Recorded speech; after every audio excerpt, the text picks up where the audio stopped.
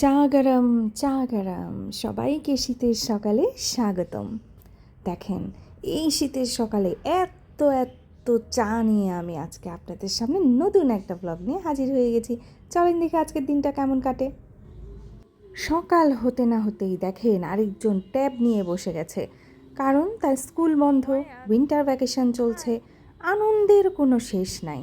আপনাদের বাচ্চাদের কি অবস্থা বলেন তো? সবার কি উইন্টার ভ্যাকেশন শুরু হয়ে গেছে? এই তো সকালে তাকে নাস্তা দিয়ে দিলাম, আর নাস্তা দেওয়ার পরে চলে আসলাম রান্নাবান্না করতে। এখানে আমি একটু ছোট মাছ রান্না করছিলাম, আর হচ্ছে পাঙ্গাস মাছ। তো আজকে আর রান্নার প্রসেসটা দেখাবো না, কারণ হচ্ছে আজকে আমরা বিকালবেলা একটু বাইরে যাব। এই তো বিকালবেলা ছেলেকে নিয়ে চলে আসলাম একটু বাইরে, বার্গার খাবে, হাত স্যানিটাইজ করে নিচ্ছিল, তার জন্য বার্গার অর্ডার দিয়ে আমরা ওয়েট করছিলাম। সে কিন্তু এ ব্যাপারে খুব সচেতন, আলহামদুলিল্লাহ, সে সব সময় হাত স্যানিটাইজ করে। Good boy. Come.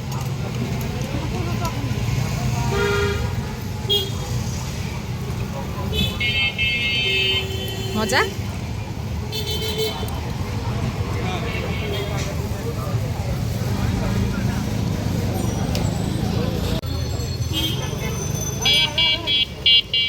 হাই।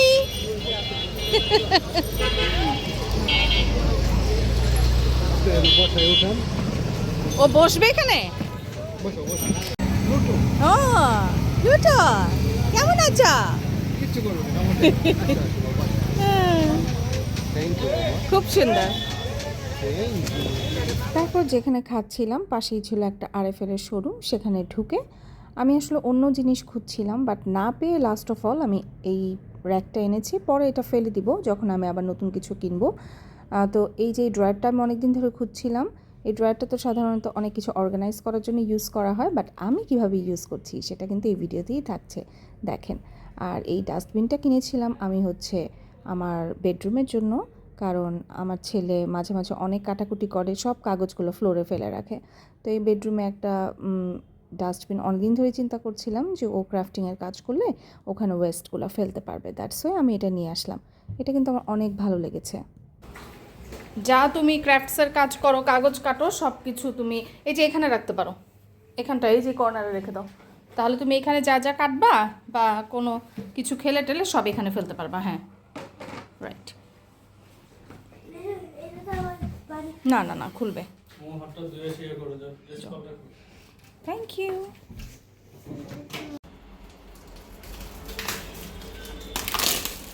খুলো। এটা একটা হোমের মতো না?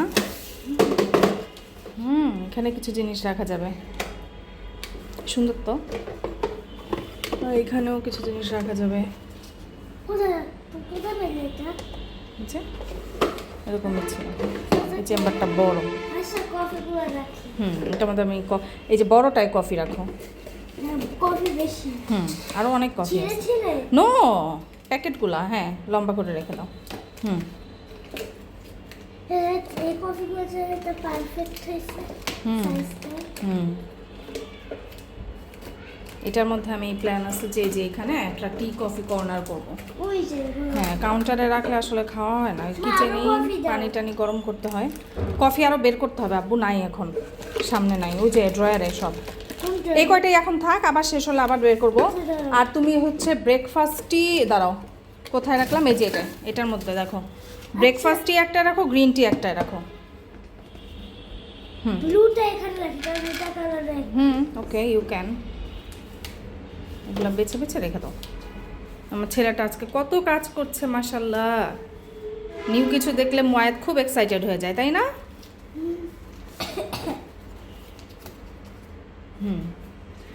এগুলো আগে ঢুকাই, এগুলো কাছে আছে।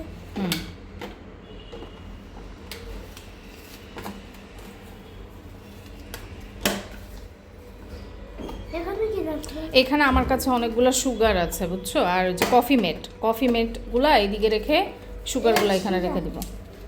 ছিঁড়া না, এটার প্যাকেটটাই এরকম, এটার প্যাকেটটা এরকম, তবে বের করতে হয়।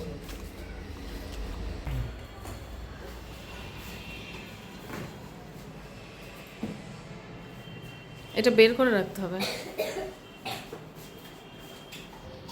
আপনাদেরকে দেখিয়েছিলাম যে আমি একটা চার জন্য এরকম কিনে এনেছি চা রাখার জন্য। এরপরে আরও অনেক সুন্দর করে সাজানোর ইচ্ছা আছে, আপাতত এটাই করেছি। তা আমার কাছে কি কি চা আছে বা কি কি চা দিয়ে সাজাবো আজকে সেটাই আপনাদের সাথে শেয়ার করব। এটা হচ্ছে আমাদের দেশের Kazi and Kazi jasmine green টি।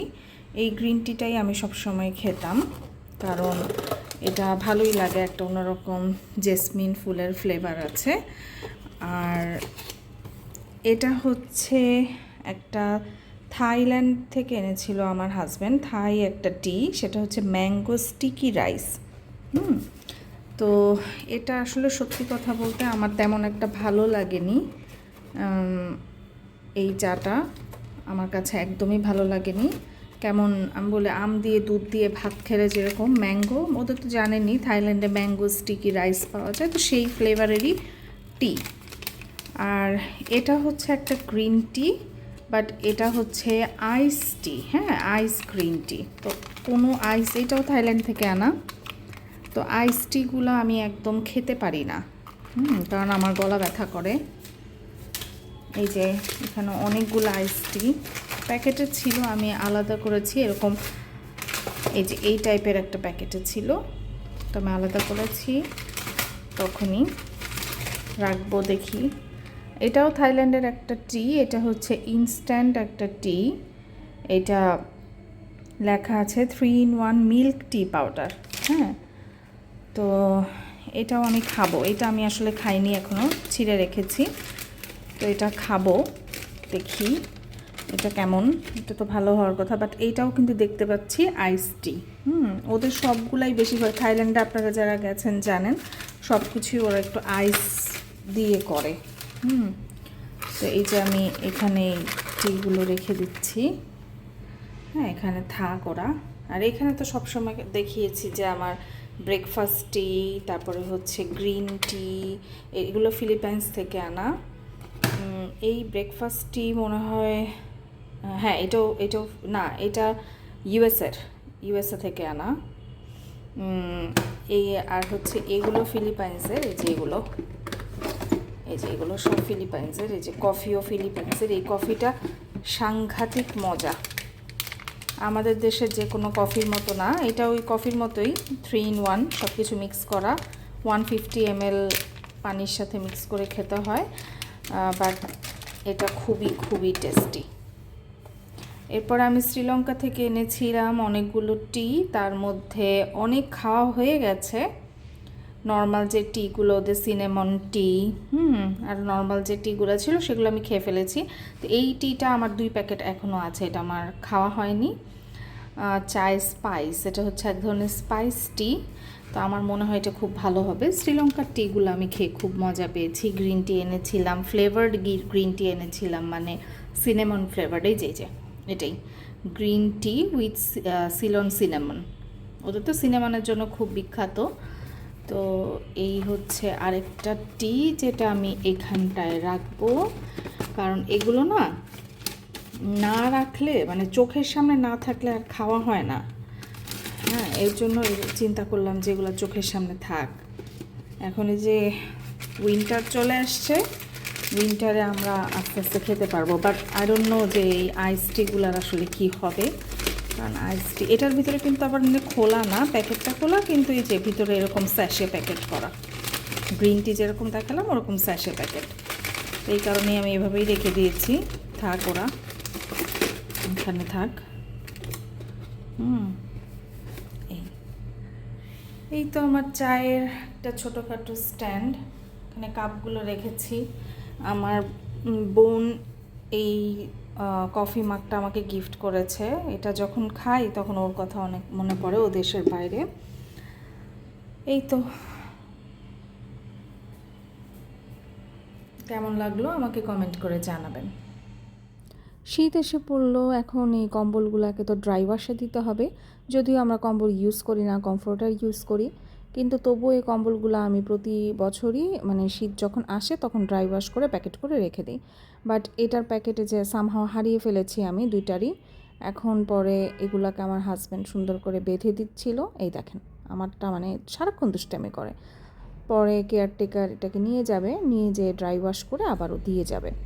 আর আপনাদের সাথে আরেকটা জিনিস শেয়ার করি, দেখেন এটা হচ্ছে একটা ভিম বার, মানে আমরা যেরকম ভিম বার ইউজ করি সেটাই, কিন্তু এটা আমি ইন্ডিয়া থেকে এনেছিলাম। তো এটার একটা জিনিস আপনাদেরকে দেখানোর জন্য, আমি জানি না বাংলাদেশেরগুলো আমি কখনো কিন্তু এরকম পাই নাই, মানে এটার এক সাইডে প্লাস্টিক দেওয়া, যাতে আপনি ওই সাইডটা নিচে রাখলে পানিতে সাবানটা গলে না যায়। এই যে এই সাইডটা প্লাস্টিক, হ্যাঁ, পরে যখন ইউজ করবেন, ইউজ করতে করতে নিচে থেকে একটা প্লাস্টিকের মানে পলিথিন টাইপ বের হয়ে আসে। এতক্ষণ আমার সাথে থাকার জন্য অনেক অনেক থ্যাঙ্কস। আমার জন্য দোয়া রাখবেন, আপনারাও ভালো থাকবেন।